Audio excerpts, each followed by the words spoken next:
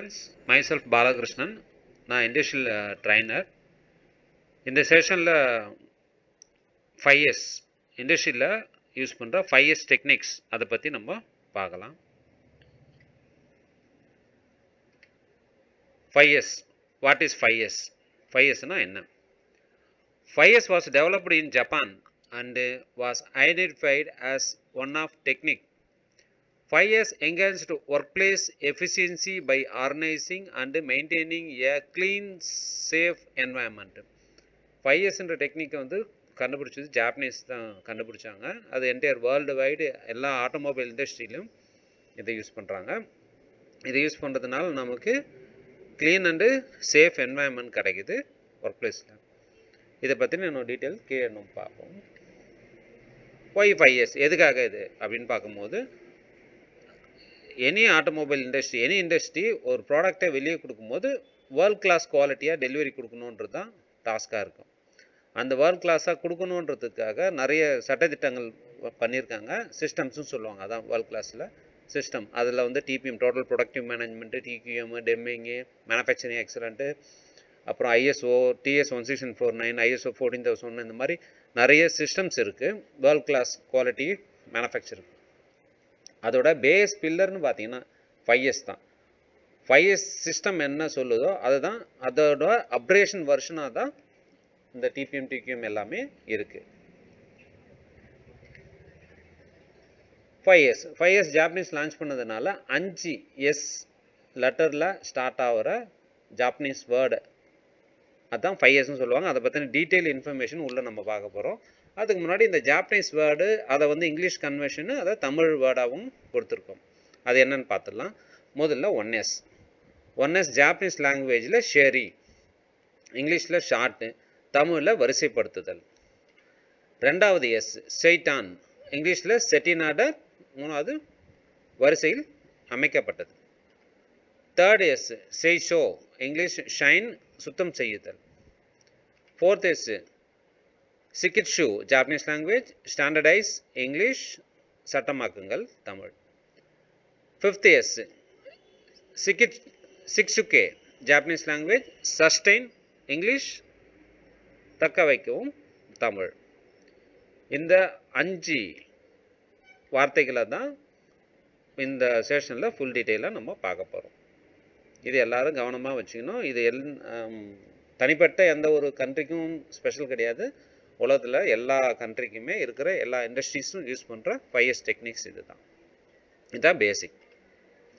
முதல்ல 1S ஷேரி என்ன அப்படின்றதுன்னா, sort out wanted unwanted items, identify and locate wanted unwanted item on the respectively, identify a red tag area in the work place.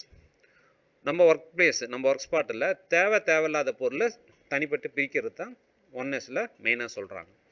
அது wanted எது, unwanted எது separate பண்ணணும். அந்த அன்வாண்டட் ஐட்டத்தை ஒரு ரெட் ஜோன் ஏரியான்னு மாதிரி சொல்லுவாங்க. ஒரு ரெட் டேக் மாதிரி போட்டு தேவையே இல்லை ஸ்கிராப்பு அப்படின்னு ஒரு பொருளை அந்த ஸ்பாட்டில் வச்சு மெயின்டைன் பண்ணணும். ஸோ அந்த தேவையில்லாத பொருள் செப்பரேட்டாக இருக்கும்போது தான் நம்ம கரெக்டான திங்ஸ் எடுத்து யூஸ் பண்ண முடியும். After implementation of 5S implement பண்ணுறதுக்கு என்னென்ன பேசிக் நாம்ஸாக பார்த்தீங்கன்னா, ஒரு ரெகுலர் யூஸ் பண்ணுற ஐட்டம்ஸு ஒரு செப்பரேட் பின்னு ஒரு லொக்கேஷனு அந்த ரெஸ்பெக்டிவ் ஏரியாவை பொறுத்து நம்ம யூஸ் பண்ணிக்கலாம். ரெண்டாவது ஒகேஷனல் யூஸ்டு ஐட்டம், ரேர் கேஸாக யூஸ் பண்ணுவோம் அந்த பார்ட் எல்லாமே செப்பரேட் ஒரு பின்னு. வேஸ்ட் மெட்டீரியல் அதான் ரெட் ஜோன் சொன்னது, செப்பரேட்டாக ரெட் ஐடென்டிஃபிகேஷன் பண்ணி செப்பரேட் பிளேஸ் ஆர் செப்பரேட் பின்னை வைக்கணும். இந்த 5S இம்ப்ளிமெண்ட் பண்ணுறதுனால நமக்கு என்னென்ன பெனிஃபிட் கிடைக்குது அப்படின்னு பார்த்தீங்கன்னா, simplification of task, effective use of space, efficiency inventory control. நமக்கு ஒர்க் பண்ணுற ஸ்பேஸில் இடம் நிறையா நமக்கு கிடைக்கும், ஈஸியாக நம்ம டாஸ்க்கை ஒர்க் பண்ணலாம். இன்வென்ட்ரி நம்மகிட்ட இருக்க ஸ்டாக்கை வந்து ப்ராப்பராக யூட்டிலைஸ் பண்ணுறதுக்கு ஹெல்ப்ஃபுல்லாக இருக்கும் இந்த 1S. ரெண்டாவது செகண்ட் எஸ் செட்டின் ஆர்டர். இதில் என்ன சொல்கிறாங்கன்னா, எ place for everything and everything in the place is 2S. All the items shell B named and the storage location shell B identified. Storage shell be based on retrieval time and frequency of use. அந்த storage ஐட்டத்தை எல்லாமே வந்து specific location specific identify பண்ணி வைக்கணுன்றது தான் இங்கே சொல்லுவோம். எங்கே வைக்கணும், அதை எப்படி வைக்கணும், வித் ஐடென்டிஃபிகேஷனோட வைக்கணும் அப்படின்றது தான் இங்கே பாயிண்ட்டாக சொல்லியிருக்காங்க. அந்த ஐட்டம்ஸை சக்ரிகேஷன் பண்ணது, ப்ராப்பர் ஐடென்டிஃபை பண்ணது, எது ஃபஸ்ட் இன் ஃபஸ்ட் அவுட், இந்த FIFO சிஸ்டம் எல்லாமே இதுக்கு அப்டேட் தான். ஃபஸ்ட் இன் ஃபஸ்ட் அவுட்டு அந்த ஆர்டர் பேசிஸில் ஒரு இன்வென்ட்ரி பொருளை வைக்கும் போது ஒரு சில பார்ட் எல்லாமே வந்து சம் டியூரேஷன் டைமிங்குள்ளே அது எக்ஸ்பிரி ஆக சான்ஸ் இருக்குது. அந்த எக்ஸ்பிரி ஆகாமல் இருக்கிறதுக்கு அதை ஃபஸ்ட்டு அந்த எக்ஸ்பிரி டேட்டை பேஸ் பண்ணி ஃபஸ்ட்டு பேக் அப்படின்ற மாதிரி ஆர்கனைஸ் பண்ணி வைக்கிறதுக்கு யூஸ்ஃபுல்லாக இருக்கும். இதோட அப்ரேஷன் தான் FIFO சிஸ்டமே சொல்லலாம். ஃபஸ்ட் இன் ஃபஸ்ட் அவுட் அந்த மாதிரி.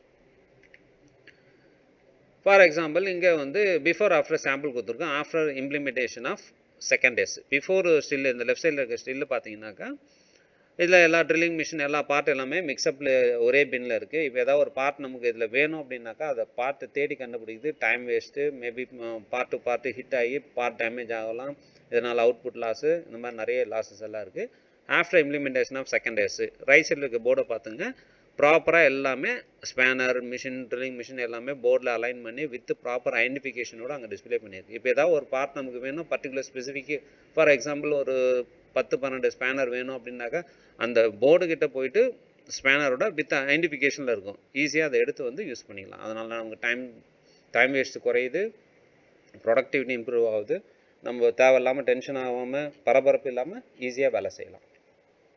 அதுதான் இங்கே பெனிஃபிட்டாகவும் சொல்லுவாங்க. Quick access to an item, efficient work flow, increase productivity. இதுதான் இதோட செகண்ட் டேஸோட பெனிஃபிட். அடுத்து தேர்ட் டேஸ் ஷோ ஷைன். இதெல்லாம் என்ன சொல்கிறாங்க, clean your work place completely, use cleaning as inspection, prevent machinery and equipment deterioration, keep work place safe and easy to work, keep workplace clean and pleasing to work in. When in place, anyone not familiar to the environment must be able to detect problem in 5 seconds within 50 feet. இப்போ இங்கே கிளீனிங்கிறது என்ன அப்படின்னா, just ஒரு பார்ட்டை ஒரு clean பண்ணுறோன்றது மட்டுமே அது ஒரு வேலை இல்லை. ஒரு பார்ட்டை க்ளீன் பண்ணுறோம் அப்படின்னாக்கா அந்த க்ளீன் பண்ணும்போது அந்த இடத்துல இருக்க அப்நார்மலிட்டி என்னன்றதை கண்டுபிடிக்கணும். ஒரு மிஷின் பார்ட்டில் நம்ம ஜஸ்ட் க்ளீன் பண்ணுறோம் அப்படின்னு சொல்கிறாங்கன்னா க்ளீனிங் மட்டுமே வேலையாக செய்யக்கூடாது. க்ளீன் பண்ணும்போது நம்ம மிஷின் அந்த பர்டிகுலர் பார்ட் ஏரியாவில் போய் க்ளீன் பண்ணும்போது அங்கே எதாவது டேமேஜ் இருக்குது, ஒரு ஒயில் கட்டாக ஒரு ஸ்டேஜில் இருக்குது, எதாவது பார்ட்டில் ஃப்ரிக்ஷன் ஆகி அந்த இடம் டேமேஜ் ஆகிட்டு இருக்குது அப்படின்றத அந்த அப்நார்மலிட்டி கண்டுபிடிக்கணும். கண்டுபிடிச்சி அதை ரெஸ்பெக்டிவ் பர்சன்கிட்ட சொல்லி அந்த ப்ராப்ளத்தை ஷார்ட் அவுட் பண்ணி சால்வ் பண்ணிட்டா வருங்காலத்தில் ஏற்படுற ஆக்சிடெண்ட்டை கண்ட்ரோல் பண்ணலாம். இதை கண்ட்ரோல் பண்ணால் நமக்கு ப்ரொடக்டிவிட்டி லாஸ் ஆகாது, ஆக்சிடெண்ட் ஆகாது, பவர், நிறைய பெனிஃபிட்ஸ் இருக்குது. ஸோ கிளீனிங்கிறது அவ்வளோ ஒரு இம்பார்ட்டண்டான thing. Cleaning for not just for cleaning கூட ப்ராப்ளத்தை ஐடென்டிஃபை பண்ணுறதும் இங்கே இம்பார்ட்டண்டாக சொல்கிறாங்க. இப்போது க்ளீன்டு ஏரியா ஒரு ஸ்பாட்டில் வந்து ஒரு ட்ரையலாகவே எடுத்திருக்காங்க. ஒரு அன்னோன் பர்சன் ஒரு ஸ்பாட்டுக்கு போயிட்டு ஒரு பர்டிகுலர் பார்ட்டை எடுத்துகிட்டு வரணும் அப்படின்னாக்கா ஸ்பெசிஃபை ஒரு 50 feet டிஸ்டன்ஸில் ஒரு 5 secondsல அந்த பார்ட்டை ஐடென்டிஃபை பண்ணி கொண்டு வரலாம் அப்படின்ற மாதிரி ஒரு ட்ரையலாக பண்ணியிருக்காங்க. சக்ஸஸ்ஃபுல்லாக இருக்குது அந்த தேர்ட் டேஸ். க்ளீனிங்கில் ஒரு 3 லெவலாக சொல்லுவாங்க. Macro level, individual, micro. Macro level அப்படின்றது என்ன, cleaning everything and detail with overall cost. Individual cleaning specify work place and specific piece of machinery. Micro cleaning specific part and tool and the cause of crime area identify and corrected. இந்த 3 கேட்டகரியாக சொல்கிறோம். இப்போது macro கிளீனிங்கிறது just மேலோட்டமான விதிமுறைகளில் clean பண்ணுறது. For example overall plant இருக்குது, overall பிளான்ட்டில் அந்த plant ஃபுல்லாகவே clean பண்ணுறது, ஜென்ரிக்காக க்ளீன் பண்ணுறது மேக்ரோ க்ளீனிங்காக சொல்லுவாங்க. இண்டிவிஜுவல் அப்படின்னும்போது அந்த ஒரு பிளான்ட் உள்ளார ஒரு 10 மிஷினரி இருக்குன்னா அந்த பர்டிகுலர் ஒரு மிஷினை ஃபோக்கஸ் பண்ணி க்ளீன் பண்ணுறது இண்டிவிஜுவல். மைக்ரோ க்ளீனிங்கிறது பர்டிகுலர் மிஷினில் பர்டிகுலர் ஸ்பெசிஃபிக் லொக்கேஷனில் போயிட்டு அங்கே இருக்கிற அப்நார்மாலிட்டி ஐடென்டிஃபை பண்ணி க்ளீன் பண்ணுறது மைக்ரோ க்ளீனிங். ஸோ இந்த மாதிரி க்ளீனிங்கை டிஃபைன் பண்ணி வச்சுருக்காங்க. இது வந்து ரெஸ்பெக்டிவ் ஏரியா பொறுத்து சேஞ்ச் ஓவர் பண்ணிக்கலாம். அவுட் இம்ப்ளிமெண்ட் 3S எப்படி இம்ப்ளிமெண்ட் பண்ணலான்றது சொல்கிறோம். Decide what to clean, decide who is in charge of each cleaning task, decide and cleaning method, select cleaning tool and equipments, prepare cleaning checklist, create a cleaning schedule, display the responsibility and schedule and status board in the work area, develop 5 minutes cleaning habit every day. Cleaning implement பண்ணுறது இதெல்லாம் திங்ஸாக சொல்லியிருக்காங்க. ப்ராப்பராக clean பண்ணுறது, ஒரு check ஷீட்டை maintain பண்ணணும், யார் clean பண்ணணும் அந்த ஓனர்ஷிப் டிஃபைன் பண்ணி அந்த பர்சன் க்ளீனிங் ரெஸ்பான்சிபிலிட்டி ஃபிக்ஸ் பண்ணுறது, proper cleaning tools whether cloth வேணும், ப்ரஷ்ஷு, ஸோ அந்த மாதிரி என்ன டூல்ஸ் வேணுமோ அந்த டூல்ஸ் ஐடென்டிஃபை பண்ணுறது, க்ளீன் பண்ணும்போது ப்ராப்பராக செக் ஷீட்டு இது checked by, approved by, cleaned by அப்படின்னு ப்ராப்பராக டிஃபைன் பண்ணி வைக்கணும். அந்த க்ளீனிங்கில் வந்து ஃப்ரீக்வன்சியும் டிஃபைன் பண்ணிவிடுவாங்க, இந்த டைமில் பண்ணணும் அப்படின்றத அந்த செக்லிஸ்ட்டில். அந்த செக்லிஸ்ட் ஒன்று உங்களுக்கு சாம்பிள் காமிக்கிறேன். ஸோ அந்த மாதிரி ப்ராப்பராக அங்கே இருக்க போர்டு ஒன்று அப்டேட் பண்ணி க்ளீனாக மெயின் பண்ணணும். இது பேசிக் ஒரு ஸ்டாண்டர்ட் ரூலாக சொல்லியிருக்காங்க. Every day before starting 5 minutes cleaning ஹேபிட்டை வச்சுக்கணும் அப்படின்றது ஒரு பேசிக் நாம்ஸாக சொல்லியிருக்காங்க. அதில் இந்த சாம்பிள் க்ளீனிங் போர்டு நான் சொன்னது, க்ளீனிங் ஸ்டேட்டஸ் போர்டு அப்படின்றது அந்த ஒர்க் ஸ்பாட்டில் டிஸ்பிளே பண்ணி வைக்கலாம். க்ளீனிங் ஏரியா எந்த இடத்துல க்ளீன் பண்ணணும், ரெஸ்பான்சிபிலிட்டி யார், அதை அப்டேட் பண்ணணும், க்ளீனிங் ஃப்ரீக்வன்சி எப்போ ஒரு முறை பண்ணுறது, whether shift basis or daily basis or weekly basis or monthly basis, yearly basis, அதை வந்து அப்டேட் பண்ணணும். Cleaning time morning or evening, அந்த ஒன்றா டியூரேஷன் டைம் என்னவோ அதை பண்ணணும். அது checked by checked who is a responsibility person, அவர் அதை செக் பண்ணி கரெக்டாக நடக்குதான்றதை பார்க்கணும். இந்த ஒரு ஸ்டாண்டர்ட் போர்டை 3 இயர்ஸில் இம்ப்ளிமெண்ட் பண்ணுறது ரூல் சொல்கிறாங்க. இது சாம்பிள் பிஃபோர் ஆஃப்டர் பிக்சர் இங்கே கொடுத்துருக்கு. பிஃபோர் பார்ட்லனா ஒரு மிஷின் பார்ட்டில் ஒரு ஆயில் ஸ்பில்லேஜ் ஆகிருக்கு, க்ளீனிங்கே இல்லாமல் ஒரு அப்னார்மலிட்டியாக இருக்குது. ஆஃப்டரில் பார்த்தீங்கன்னா க்ளீன் ஆகிட்டு பக்காவாக இருக்குது. இது ஜஸ்ட் ஃபார் க்ளீனிங் மட்டுமே கிடையாது. இப்போ அந்த பார்ட்டில் க்ளீன் பண்ணும்போது அங்கே அப்னார்மலிட்டி என்ன, ஆயில் ஸ்பில் ஆகிருக்கு, ஒய், ஏன் அங்கே ஆயில் ஸ்பில் ஆச்சு, ஆயில் ஸ்பில் ஆகிருக்கு, அதுக்கு ஒய் போட்டு எங்கே ஸ்பில் ஆச்சு அந்த ஸ்பாட்டை ஐடென்டிஃபை பண்ணணும். அந்த ஸ்பாட்டுக்கு போயிட்டு ஏன் லீக்கு, மேபி அந்த ஆயில் ஆயில் டியூப்பில் எதாவது பஞ்சர் ஆகிருக்கா, இல்லை அதில் போல்நட் எதாவது லூஸ் ஆகிருக்கா, அதை பார்த்து அதை ஷார்ட் அவுட் பண்ணிட்டா, ஒன்ஸ் இதை க்ளீன் பண்ணிவிட்டு அந்த ப்ராப்ளம் ஜென்ரேஷன் ஏரியாவை ஷார்ட் அவுட் பண்ணிட்டதுக்கப்புறம் அதுக்கப்புறம் இங்கே டஸ்ட் ஆகாது, ஸ்மூத்தாக போகும். இதை பண்ணாமல் அப்படியே விட்டுட்டாக்க ஆயில் அதிகமாக ட்ராப் ஆகிட்டு ஆயில் ஸ்பில்லேஜ் ஃப்ளோரில் ட்ராப் ஆகும்போது பர்சன் அங்கே வாக் பண்ணணும்னா வழுக்கி விழலாம். இதே ஆயில் ஸ்பில்லேஜ் அதிகமாகிட்டு ஒரு மிஷினோட பார்ட்டில் ஒரு சர்க்கியூட் போர்டு எதாவது இருக்குது, அதில் ஆயில் போச்சுன்னா ஷார்ட் சர்க்கியூட் ஆகிட்டு மிஷின் பிரேக் டவுன் ஆகலாம். இந்த மாதிரி நிறைய காசஸ் எல்லாமே இருக்குது. ஸோ எனி க்ளீனிங் மிஷின் சுவிட்ச் ஆஃப் பண்ணிவிட்டு பக்காவாக க்ளீன் பண்ணிவிட்டு அந்த ப்ராப்ளத்தை அட்டாக் பண்ணி அதை சால்வ் பண்ணிட்டாக்கா நமக்கு சேஃப். இதோட பெனிஃபிட் இதை தான் சொல்கிறாங்க. க்ளீன் ஒர்க் பிளேஸ் கிடைக்குது, safe environment, visited auditor good impression, இதுதான் சொல்கிறாங்க. அல்டிமேட் சேஃப்டி நமக்கு கிடைக்கும். அடுத்தபடியாக பார்த்தீங்கன்னா 4th சிக்கிட் ஷோ ஸ்டாண்டர்டைஸ். இதில் என்ன சொல்கிறாங்க, generate a maintenance system for the first 3, develop procedure and schedule practice, continue to access the use and disposal of item, regular audit using checklist and measure of housekeeping. Real challenge is to keep it clean. இதில் பேசிக் என்ன சொல்கிறாங்கன்னா, மேலே சொன்ன அந்த 3 ஒரு standardise செக்லிஸ்ட்டாக போட்டு follow பண்ணணும் அப்படின்றத ஒரு பாயிண்ட்டாக சொல்கிறோம். இதனால் என்ன பெனிஃபிட் அப்படின்னாக்கா, வெல் டிஃபைன்டு ஸ்டாண்டர்ட்ஸு, 2வது விஷுவல் மேனேஜ்மெண்ட்டு, 3வது பர்சனல் டெடிட்னஸ். வந்து அவுட் இம்ப்ளிமெண்ட் ஆஃப் 4S எப்படி இம்ப்ளிமெண்ட் பண்ணலாம் அது பாயிண்ட் சொல்லியிருக்காங்க. Develop procedure, schedule, checklist extra to maintain the first 3S. Improve visual management system, add color paint to the workplace to differentiation, mark direction in the floor for vehicle movement and human movement, mark dividing line for operating area and walkway, entrance and exit line, door open line shall be marked on the floor for better safety.